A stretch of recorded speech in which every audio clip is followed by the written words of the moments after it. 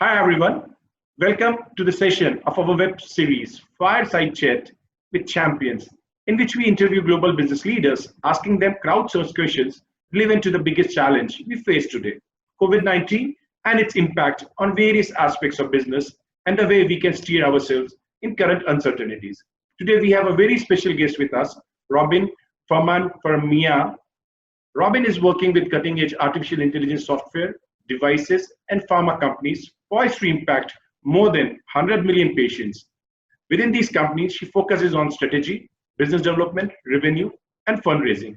She has worked with a lot of disruptive companies as an angel investor, co-founder, and member of board, including but not limited to Actavalon, MindMaze, X-Therma Incorporated, Arrow, that's Applied Reality Overlays, and many more. Robin authored two bestsellers, The Thought Leader Formula, Strategically Leveraging Your Expertise to Drive Business and Career Goals, and The Patient as CEO, How Technology Empowers the Healthcare Consumer. Robin is also widely sought after global speaker with hundreds of speaking assignments across the globe, where she dealt with topics as diverse as how to become a personal brand to use of artificial intelligence in healthcare. Thanks, Robin, for accepting our invitation. I would request you to let our viewers know a bit more about you and your current business interests and activities. Floor is yours. Thank you for that amazing introduction. So yes, I'm Robin Farmanfarmaian, and I'm an early stage entrepreneur. So some of the companies I'm working on, you mentioned MindMaze. That is virtual reality for stroke and brain injury rehabilitation. And it's also doing telerehabilitation. So they can send devices to your house so that you can do stroke and brain injury rehab over telemedicine. Now, I'm also working with X-Therma that you mentioned, and they're doing cryopreservation. Why this is important is because of organ transplants. If we can cryopreserve or freeze something like a donor heart for more than 24 hours, we can eradicate the wait list for transplants and start to look at actually really starting to go after changing out organs for disease and not just for transplant purposes. And they're also working on things like cell cultures, right? So keeping those frozen so that science can advance. You have been doing stuff which actually you see in sci-fi movies. So right? Yes, yeah. I work on things that are very sci-fi. I have a couple of provisional patents I filed in the past year on nanotechnology and graphene. And I mean, those two things are still so futuristic. It's kind of it's so much fun to work on this cutting edge. Believe me, I work on artificial intelligence and machine learning myself, and I'm already thinking I'm history in front of you. So Robin, thanks a lot for your interest and the activities you are doing and letting audience know about it. That brings us to our question answer session. So you know that COVID is unlike anything the world has seen so far, and things will be very different post-COVID. While health tech has been evolving rapidly, from wearable sensors, you're talking about people sending the devices to home for identifying the strokes, to improved diagnostics, then artificial intelligence and robotics, which would be pretty old school for you. There are a great number of breakthroughs which are fundamentally changing the way the patient interact with their healthcare providers. And the COVID, this relationship has further changed substantially, right? Now we see the doctors and the healthcare workers going to patient as if they are going to to the alien land or to the next planet, right? So I would like to understand from you, someone who has been so active in this ecosystem, that how COVID would be impacting the startup ecosystem in general and healthcare in particular. So in general, it looks like some of the big investors are just not investing right now at all, and they're really trying to shore up their existing portfolio companies, because some of those companies may in fact go out of business for being on hold for 3 months, and then some are going to thrive. Anytime you've got a period of unrest or a period of massive trauma, there are also massive opportunities. And whenever there's any type of hardship, there are going to be millionaires and even billionaires born because of the hardship. And so there are other investors who are looking for that kind of disruptive technology. We all know that in the world of work from home, we're not going back. Like, some people are going to go back to the office, but the way the office worked, at least in the United States, as of January or December, just a few months ago, we will never go back to that exact way.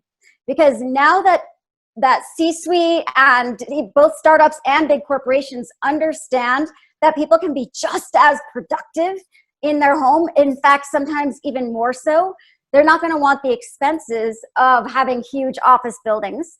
And people are going to want to have jobs where they can work from home, because they're like, wait, why would I spend 3 hours commuting? Doesn't make sense. No, that's perfect. What we are saying, that I also believe that the new normal would be very different, and rather than having huge buildings, right, which is accommodating 10,000 people, even if the corporates would have their office, that would be small satellite offices where you'll have 8 or 10 people can converge, do their meetings, go back home, and then keep doing their work. So definitely we'll see the future of work would be very different. Coming to healthcare, some of the things you already talked about. How do you see, that the healthcare, specifically, there is a lot of issues related to the data and managing those data of the patient. Do you see that actually there would be some disruptions happening in the healthcare sector once the COVID is over, and people would be sitting down and saying, guys, that was emergency. We did all the things without protocols. Now let's rethink how we want to see our healthcare sector to be. Do you think those type of thinking and the churns are going to happen?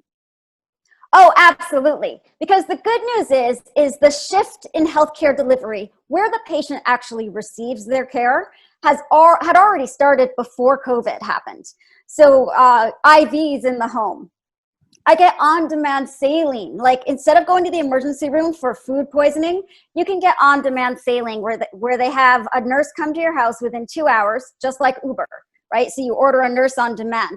I'm on a medication called Remicade. It's a biologic, and it's done by IV every 6 weeks.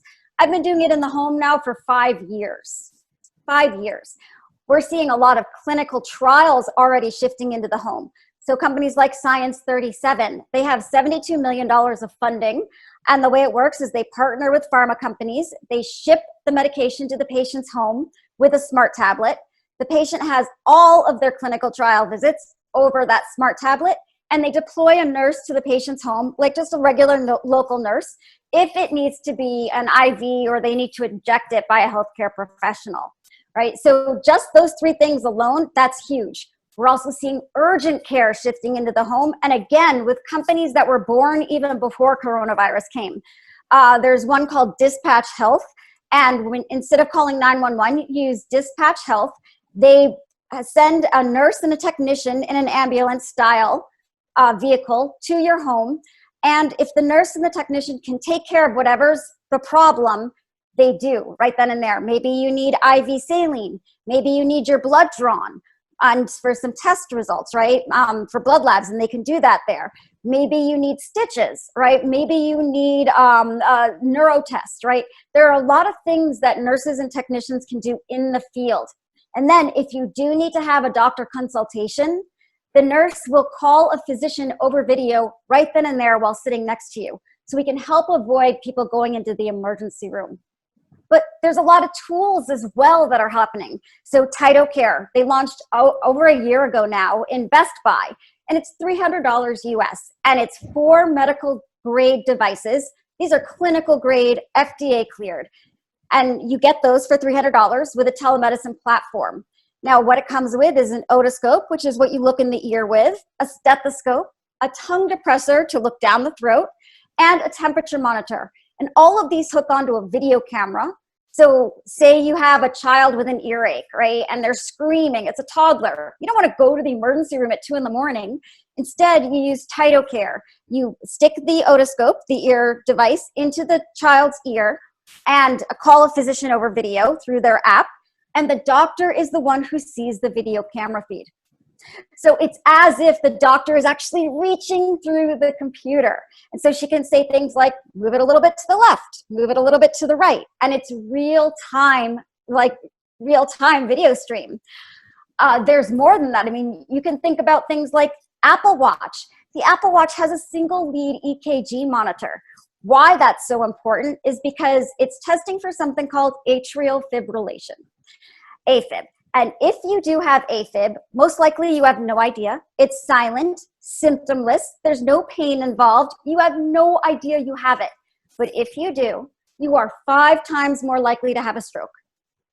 And so with things like the Apple Watch going clinical grade, and by the way, Apple has 40 to 50 million watches already distributed. In fact, last year they outsold the entire Swiss watch industry. The entire industry. And so we're seeing more and more of those go clinical grade so that patients can catch things way before they need to go into the emergency room. Like you catch the AFib before the patient has the stroke, they never actually have to be treated for the stroke. Right? So we're seeing this massive shift going on, and this has just accelerated it. So let me continue a little bit on the same topic because it's becoming very interesting. See, developing world is having a big challenge of number of doctors. We always have this data, doctor per 1,000 or per million people, right? And that is very, very low when we talk about developing world in Africa and Asia. Do you think these type of technology will, because they reduce the loads of the doctor and the need of the doctor themselves, because a lot of things can be done with semi-skilled nurses and the compounders rather than the doctor themselves.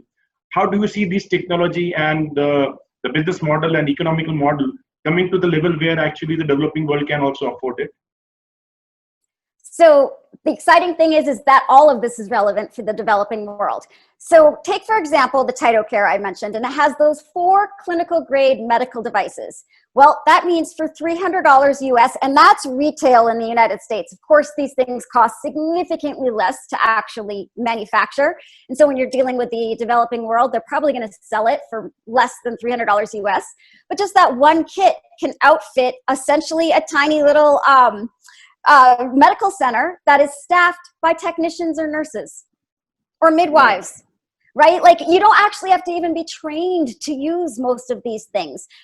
They're meant for patients to use on themselves. And so if you outfit one clinic for say 100 or 1,000 people for only $300 to $500 US, and that's retail cost here in the US, it's going to be significantly less there. You can dramatically increase the number of people who have access to some of these really cool point of care diagnostic devices. Right. And another thing actually I strongly believe this is going to help is that actually it makes the decision making for all the healthcare professional data driven rather than the assumption, right? Some doctors are pretty good. They see your face and they can tell you, right, that what problem you're having. And some doctors are not having that level of experience or I'd say that dexterity to understand your problems. So here actually, because it's more data driven, the chances of human errors get reduced. Am I right in understanding that? Yes and no. So absolutely, because there's a huge amount of bias in medicine. I mean, that's what's going on in the United States right now is the bias and, all these big wars against, they think, minorities, right? And so that doesn't stop when you walk into a doctor's office. We know that if you are, say, an African-American, you are going to have less, your healthcare is not going to be as good here in the United States. We know this. We know that they don't get access to the same things, and it's this kind of double-edged sword. So you take that out, yes, that would be awesome. But on the flip side, most of the data in healthcare comes from white males, like between the ages of 19 and 60. And so we don't have a good representation, and we know genetics has a huge amount to do with medicine, right? Not only genetics, but your sex. Like they don't even have medical data really. It's on women until the 90s, I think. They hadn't been testing drugs and clinical trials were all done on men. And so there's a lot of bias built into the data already. And so the good news is by having all these point of care diagnostics, having blood pressure monitoring watches, having pulse oximeter watches, having EKG monitors on people in their home environments, we're collecting real-time clinical grade data on a level much quicker than we ever have before. And so we can start to have databases on women, on people who are not a middle-aged white Caucasian male, right? And so the good news is we're going to have a lot more of that data. To give you a nice a synonym almost for this, think about artificial intelligence and voice recognition. Now, AI has about a little under 3% error rate for understanding spoken English. And an American English native-born speaker here has about a 4%, which means AI is now better than Americans at understanding spoken English. Now, it's not that way yet for other languages. Why? Because the data they hadn't had enough data to be able to accelerate the AI learning.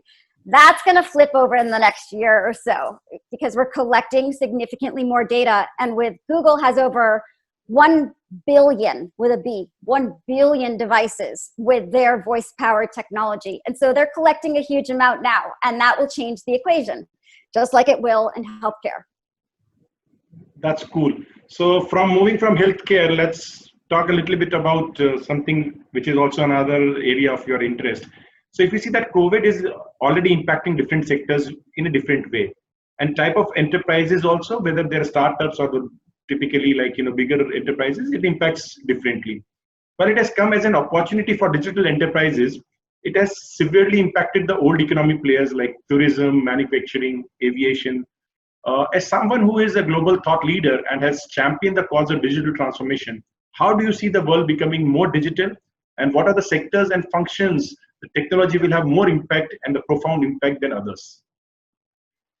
I mean, technology is going to have a profound impact on everything. Going back to thinking about that work from home, first of all, technology allows us to be able to do that. I mean, we're talking seamlessly and we're halfway around the world from each other. But that means it's going to dramatically disrupt the real estate market. First, it's going to dramatically disrupt the commercial real estate market, and then it's going to disrupt the residential because people don't need to live near city centers where their jobs are. We can now hire outside of a geographic location. And so digital transformation that's a side effect of the digital transformation, right? And so we're going to see that whole industry completely flip. Of course, aviation is huge.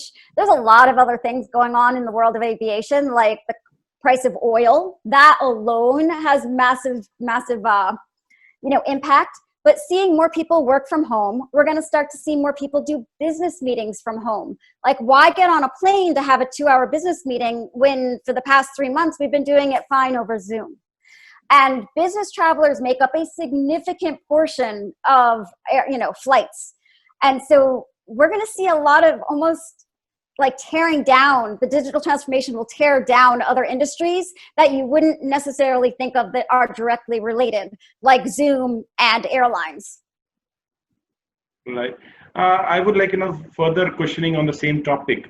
Do you think that actually it will also empower the unprivileged people? For example, women, it was difficult for them to move out of their houses to do activities.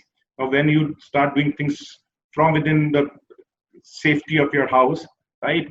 More relevant to developing world where actually traveling at the odd hours is not very safe for women. Similarly, the people who are having disadvantage because of some physical issues, right? The handicapped people, for them it's believe me, I've worked with a lot of handicapped people and I hire them in my office. I've seen that for them, a very small activity itself becomes a big core, right? Going from one office to another office for a meeting, believe me, it's a big challenge for them. Do you feel that these type of unprivileged people, they will get empowered because now they don't have this problem of getting out of their house, and that would empower them? Do you think that's happening as well?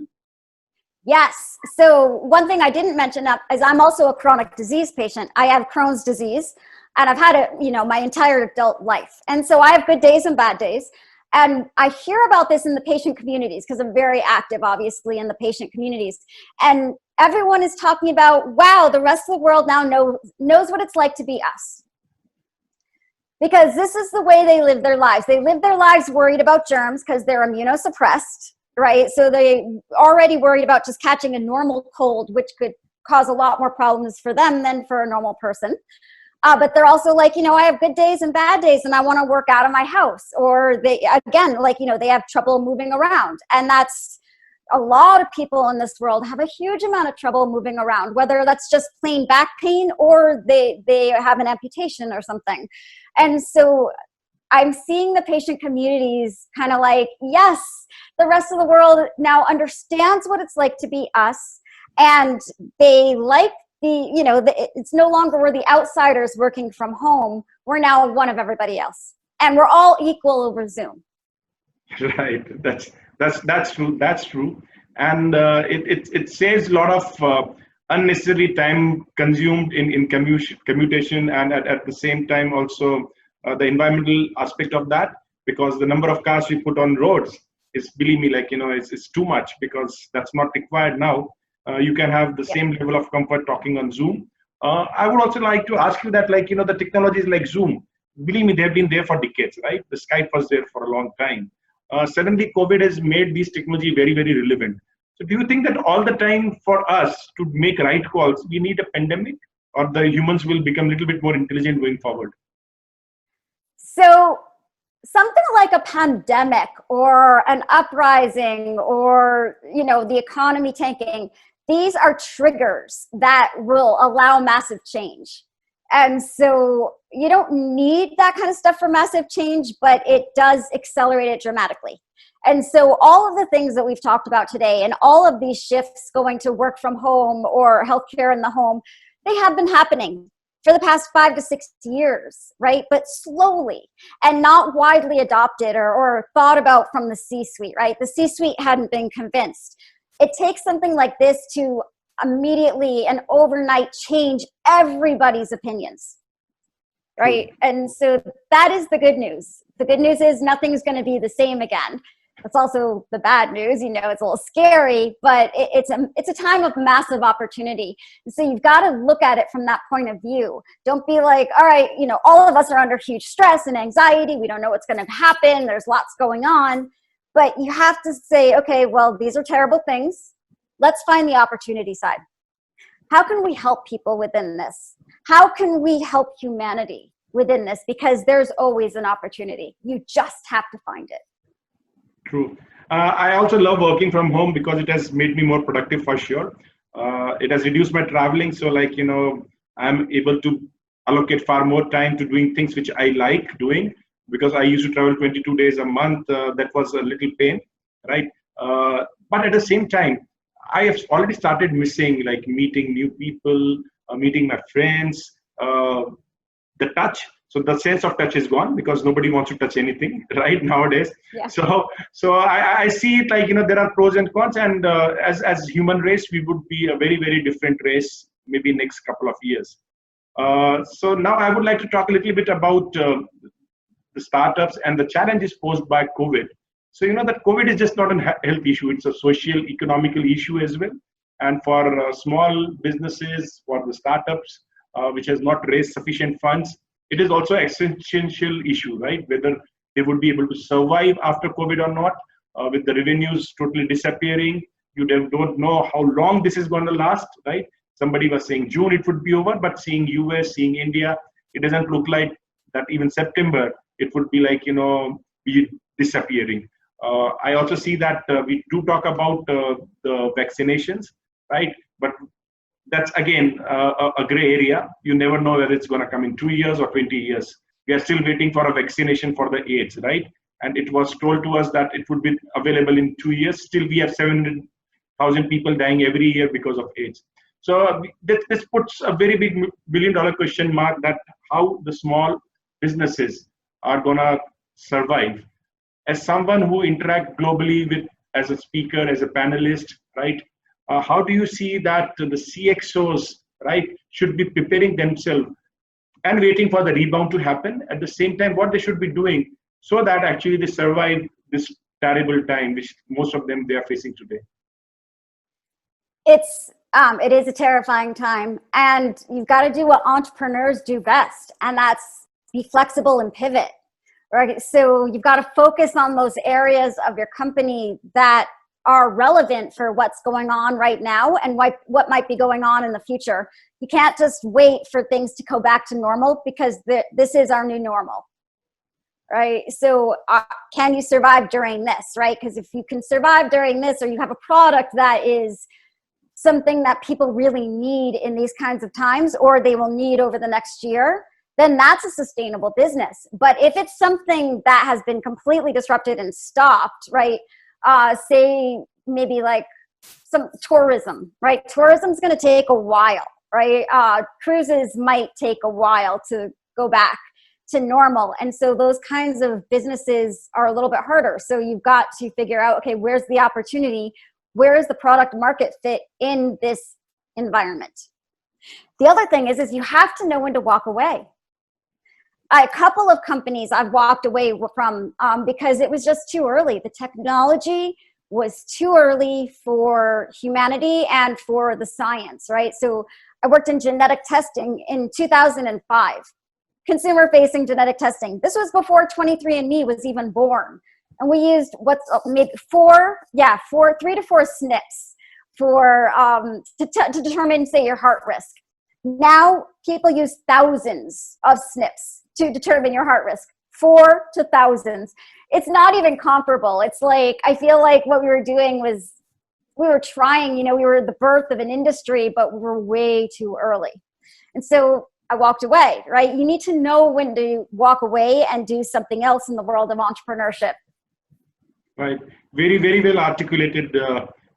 Starting is not a problem, but when to stop, you should know that. So that's a great advice. And very few people actually give this advice, because generally people just keep on motivating you is that never give up, right? The next step can be the step for the success. But I strongly believe you need to know when to stop, because life will always give you an opportunity again, but you'll need to survive, right? And anything which doesn't kill you make you stronger. So I strongly believe in what you said.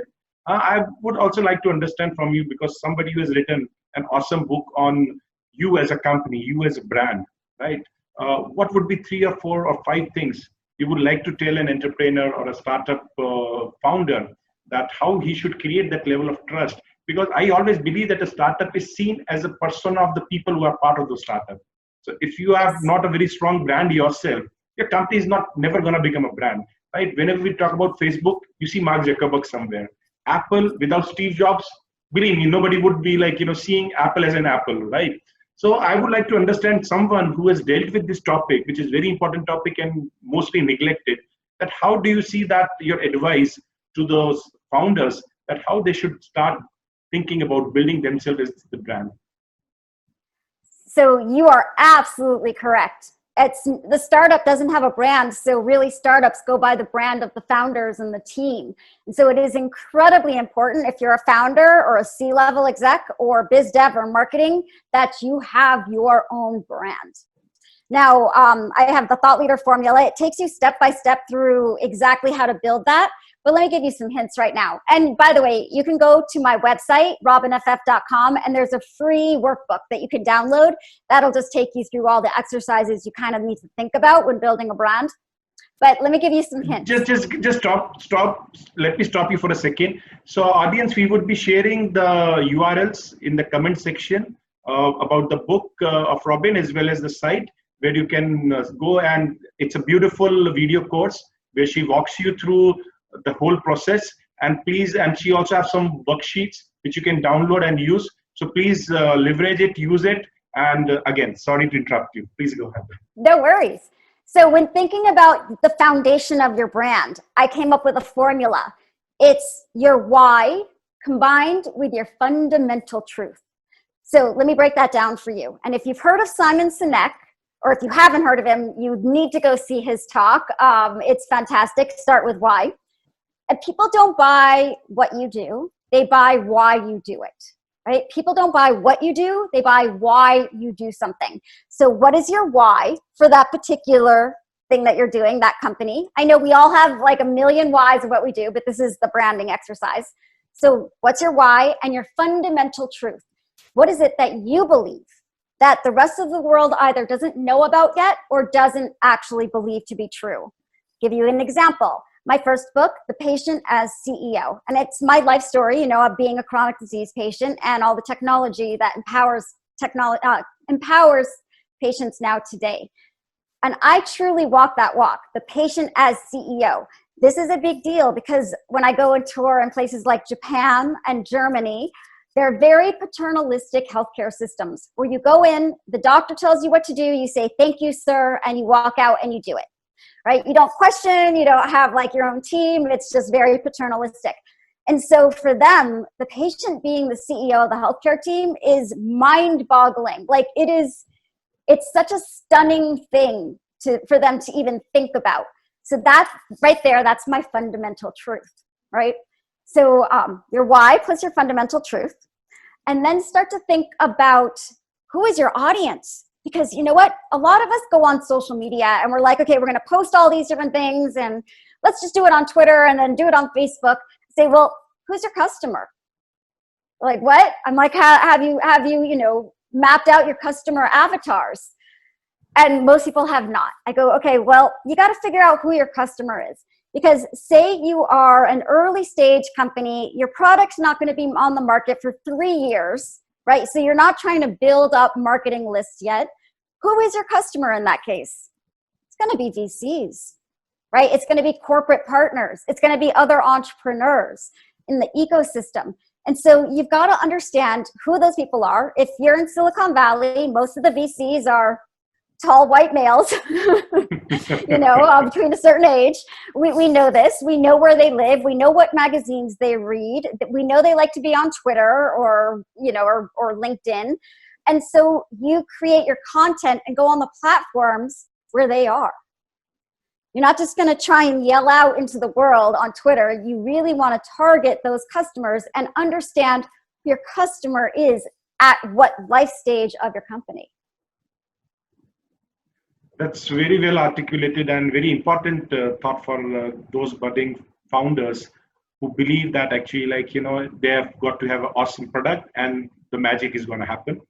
The magic doesn't just happen with a great product. It happens with the great why. Then comes the product. So why needs to be very, very clear. I'll just also validate what you are saying with my own example. I've been in industry for 20 years, right? I have written books on technology since 2005. I wrote about LTE and WiMix. The world is using 4G and LTE now, right? As you rightly said, that sometime before time is also not that great. I never found that the groove, right, which made me be so comfortable. That why was missing. I started up a company which was in social media data analytics early 2011 when the Cambridge Analytica was not even an entity, right? They were just thinking of doing it, and I had a company which was doing all those type of sensitivity analysis and all that type of thing. 2014, I exited that because I was still not able to connect, right, holistically with what I was doing. There was an opportunity, I did something, I made money out of that. 2016, agriculture happened to me. Somebody who I met, he said that, Deepak, what's your impact on the world? I said, I've made decent money. I've written books, so I'm already a part of history, right? Even if I go out to this world, there would be my books which will have my name. And he said, again, you have not answered me. What is your impact on the world? And believe me, that question troubled me for 15 days. And 16th day, I said, I want to create something which will have social impact. Again, not everybody wants to do social entrepreneurship, but and I was not made for that, believe me. I loved traveling around in business class. I loved my life. And I said, okay, fine, let's try it. I started finding which is the area. So healthcare, education, agriculture. Believe me, the first story I read about agriculture, I was so touched. I saw millions of people committing suicide just because they are not able to make 2 square meals while they produce food for all of us. So the guy who brings food on our table is not able to feed his family. I said, wow, this is a pain I would like to solve. And 3 years now, I'm part of World Economic Forum. I'm speaking at the places. I'm already being recognized as someone who is an influential person in agriculture technology industry. So believe me, as if your why is right, the magic start happening. So I fully agree with what you said. And that brings us to the last question I would like to, for the audience. As an CEO, as an advisor, right, as a board member, if I am a startup, right, currently pre-revenue, what would be your advice to me, right, taking the baton forward? So what I should be doing as a CEO of a startup, right, in which you are an advisor or a board member. So what your suggestions would be to run the business forward and take it forward? Take it forward, meaning like in COVID? Yes, COVID. That's the challenge. Yeah. So, I mean, it would totally depend on the product, right? So, for instance, I'm working with a security application scanning company. And it's what it does is it scans every single line of code, right, to make sure there's no security breaches. This is a big deal in healthcare because about 18% of our overall GDP is in healthcare. I mean, it's 1/5 of our economy, right? And so with data interoperability, so security is a big deal. So with them, what we're doing is, first of all, they're very applicable to COVID because we now need to make sure all of these other companies are secure and they can deploy remotely. And so we're really starting to highlight why they are so incredibly important during the coronavirus. Next step, we're also doing a big marketing push, right? So we're going to be writing an article and then breaking that article up into a series of videos that we're going to have different people like myself and other advisors on the company record the videos while interviewing the CEO. And by the way, they're all going to be the exact same questions, because the big thing is we want David to be seen by my audience, right? These videos aren't going out into his audience. We're trying to build his audience, right? So me asking the same exact questions as another one of their advisors, Joe, say, asking him, because that video is going to be seen by Joe's audience and my video is going to be seen by my audience, right? And so really getting his name out there, getting the brand out there as something that is incredibly important with this huge work from home revolution. Right. No, very well articulated again, because I love the way actually you explain things with the right sort of example, and because people are able to connect, because I was able to see like a lot of the challenges I face, the way you give this example. So in fact, in the COVID, the biggest question mark I was having for myself was that I cannot go to the farms, right? There are lockdowns, there are curfews. I'm talking to my farmers, but end of the day, I cannot reach out to them. What best I can do with my time, right? I say, can I leverage my network? And do what with that network, right? Again, I'm not raising funds. I don't know actually how the product is going to roll out. So what I do? So I said, let me create my social capital by interacting with my network, right? And do things which will help the society at large and tap into the audience of the people I have on my network. So today, once on the Monday, this video when it will be posted, maybe 10, 15 or 20 of your audience would also start recognizing me, right? So that's how it rolls. And believe me, that's what I'm saying. The beauty of the way you describe things is that people are able to directly connect. And that's make you an awesome person and a great mentor for a lot of us. I have learned a lot from this discussion, and I'm very sure that the audience would have learned a lot as well. I'll be in touch with you. Look forward to gain more such insights from you going forward. And thanks a lot, Robin, for accepting our invitation and being on this session of Fireside Chat. Thanks a lot. Stay safe. Sure. Thank you. Thank you. Take care.